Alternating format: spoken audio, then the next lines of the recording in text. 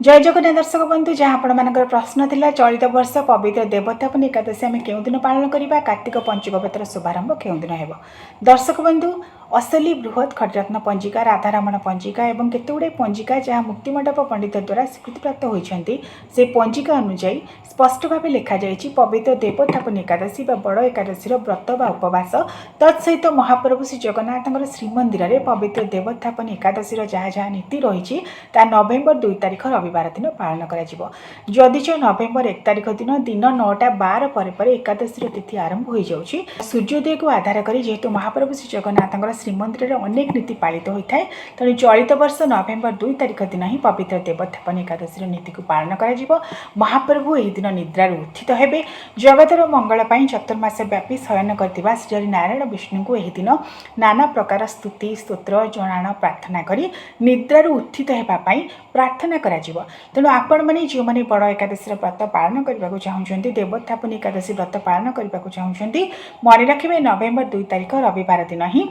देवोत्थापन एकादशी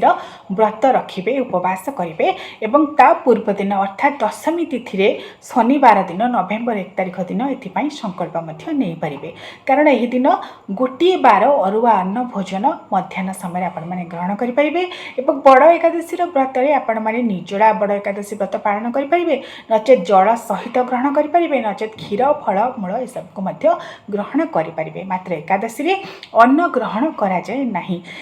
सबुठारु बड़ कथा है दर्शक बंधु चलित वर्ष नवेम्बर 2 तारिख में एकादशी तिथि रोची द्वादशी तिथि क्षय रोची त्रयोदशी तिथि संध्या पर आरंभ हो जाऊँगी तीनोटी तिथि गोटे दिन में जेहेतु यह दिन संयुक्त होती तेणु त्रिहस्पर्श ग्रह पूजा यह दिन कर कार्तिक पंचुक व्रत चलित वर्ष 5 दिन पालन न हो 4 दिन पालन हो कारण द्वादशी तिथि क्षय रोची से महाप्रभुंर लक्ष्मीनारायण ठियाकिया बेश तत्सहित बांकुचूड़ा बामन बेश